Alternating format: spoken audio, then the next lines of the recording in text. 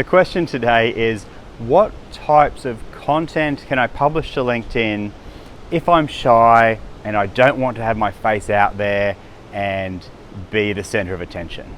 Now, this is a very common question with my coaching clients because a lot of them don't want to be everywhere. In fact, it's not because they don't have good information, of course they do, but they don't want to be splashed everywhere. It makes them uncomfortable, and in fact, their stuff isn't for everybody. It's only for a specific type of client. So why would they want to be splashed out there all over the internet, particularly LinkedIn?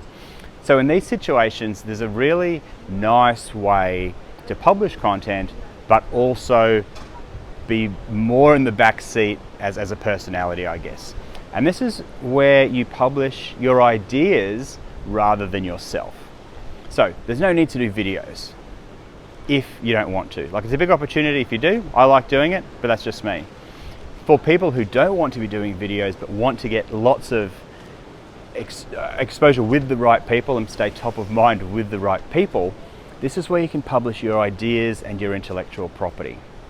So in these situations, what I find best is if you do have flagship content, if you've been able to unpack and uncover stuff that you use in your business, maybe you use it with clients or prospects, you can take a little sample of this and you can publish this as an image or even as a text post or as a document or as an article, and it's your ideas that are getting the exposure rather than you feeling like you're pushing yourself out there and being all sort of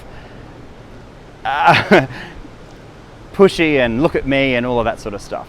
So think about what ideas, what flagship content, what IP you have, and share that, and you can feel comfortable that you're not putting yourself out there, but it's your ideas that are doing the heavy lifting.